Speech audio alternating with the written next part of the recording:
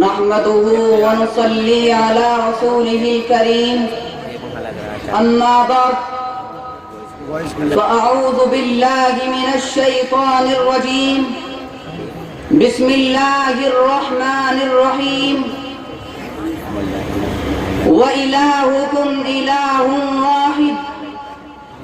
لا إله إلا هو الرحمن الرحيم صدق اللہ العظیم۔ مخاطبین محترم اور حاضرین انجمن، میں نے ابھی آپ حضرات کے سامنے قرآن مقدس کی ایک آیت تلاوت کی جس کے اندر اللہ رب العزت نے ارشاد فرمایا، اے لوگو تمہارا معبود ایک ہے، اس کے علاوہ کوئی معبود برحق نہیں، وہ رحمان اور رحیم ہے۔ میرے عزیزو، میں آپ کو بتاتا چلوں کہ اسلام کی بنیاد جن 5 چیزوں پر ہے ان میں سب سے زیادہ اہمیت کی حامل توحید ہے۔ اگر توحید میں ضعف پیدا ہو جائے، عقیدہ توحید متزلزل ہو جائے، عقیدہ توحید کمزور ہو جائے، اس میں آمیزش ہو جائے، ملاوٹ ہو جائے، تو یاد رکھیے اللہ رب العزت کے نزدیک ہمارا کوئی بھی عمل قبول نہ ہوگا۔ چاہے آپ دنیا کے اعتبار سے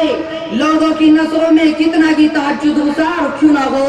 نوافل و سنن کی پابندی کرنے والے ہی کیوں نہ بن جائے، لیکن اللہ رب العزت کے نزدیک ہمارا کوئی بھی عمل قبول نہ ہوگا۔ یہی وجہ ہے کہ حضرت آدم علیہ السلام سے لے کر آقا مدنی جناب محمد الرسول اللہ صلی اللہ علیہ وسلم تک بے شمار انبیاء اور رسول آئے، لیکن تاریخ شاہد ہے کہ قرآن و سنت اس بات پر بین ثبوت ہے کہ ہر ایک نبی کی دعوت ایک تھی، ہر ایک کا پیغام ایک تھا، ہر ایک کا مشن ایک تھا، ہر ایک کا طریقہ دعوت ایک تھا۔ میرے عزیزو، مجھے بتاؤ تو صحیح، وہ کون سا پیغام تھا، وہ کون سی دعوت تھی، وہ کون سا مشن تھا؟ وہ مشن عقیدہ توحید کا مشن تھا، وہ دعوت عقیدہ توحید کی دعوت تھی، وہ پیغام عقیدہ توحید کا پیغام تھا۔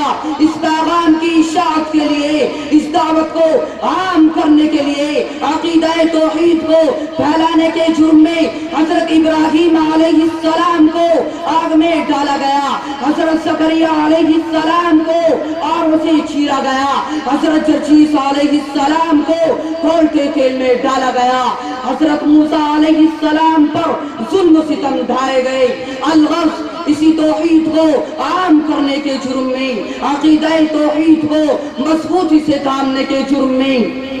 حضرت بلال حبشی کو تپتی ہوئی ریت پر لٹا کر سینے پر چٹان رکھی گئی، اسی توحید کو مضبوطی سے تھامنے کے جرم میں حضرت عمار رضی اللہ عنہ کو انگاروں پر لٹایا گیا، اسی توحید کے جرم میں حضرت سمیہ رضی اللہ عنہا کو کمبخت ابو جہل نے شرمگاہ میں نیزہ مار کر شہید کر دیا۔ الغرض اسی توحید کے واسطے حضرات انبیاء کرام نے اتنی بڑی بڑی قربانیاں پیش کی ہیں جن کا ہم آج تصور بھی نہیں کر سکتے۔ میرے عزیزوں، بدر کے میدان میں 14 صحابہ شہید ہوئے اسی توحید کے لیے، احد کے میدان میں 70 صحابہ شہید ہوئے اسی توحید کے لیے، بنو لحیان کے قبیلے میں 10 صحابہ شہید ہوئے اسی توحید کے لیے، حضرت خبیب رضی اللہ عنہ کو سولی پر لٹکایا گیا اسی توحید کے لیے، حضرت حمزہ رضی اللہ عنہ کے جگر کو چبایا گیا اسی توحید کے لیے، حضور اکرم صلی اللہ علیہ وسلم کے 23 سالہ دور نبوت میں 256 صحابہ شہید ہوئے اسی توحید کے لیے، اور خلافت راشدہ کے 50 سالہ دور میں 27,000 صحابہ نے جام شہادت نوش کیا اسی توحید کے لیے، گھروں سے بے گھر ہوئے، بچوں کو یتیم کیا،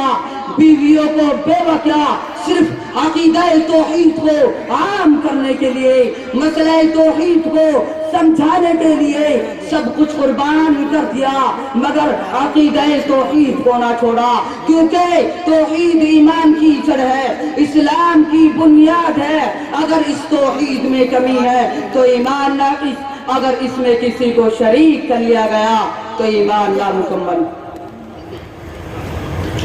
میرے محترم بزرگوں، اگر کسی شخص نے لا الہ الا اللہ پڑھ لیا،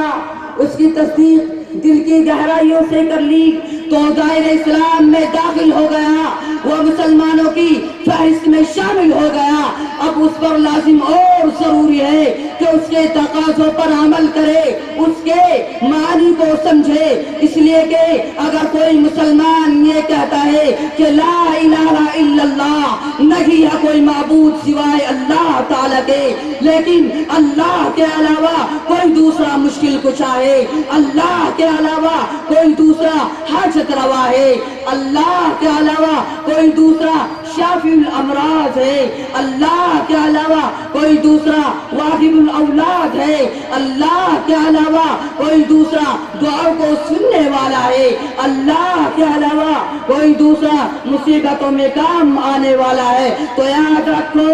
ایسا شخص کامل ایمان والا نہیں، بلکہ قرآن و حدیث کی روشنی میں ایسا شخص کافر ہے، مشرک ہے، جس کے بارے میں اللہ رب العزت اپنے قرآن کے اندر خود فرماتے ہیں ان اللہ لا یغفر ان یشرک بہ ویغفر ما دون ذلک لمن یشاء، کہ اللہ تعالی شرک کرنے والے کو کبھی معاف نہیں فرمائیں گے اور اس کے علاوہ جس کو چاہے معاف فرما دیں گے۔ وآخر دعوانا